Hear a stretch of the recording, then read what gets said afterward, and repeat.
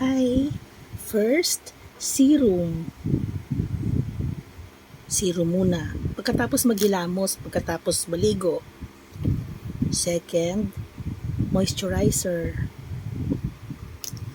And last but not the least, the 50 SPF sunblock.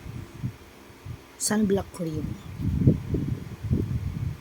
Para pag lumabas ka, hindi ka gaanong mangingitim, hindi gaanong masisira yung face mo, yung balat ng face mo kasi may nakaharang sa araw, di ba?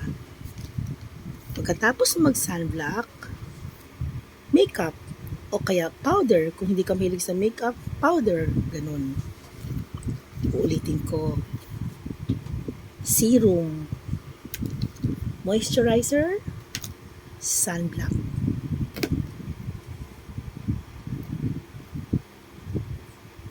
Dapat po everyday natin ginagawa yan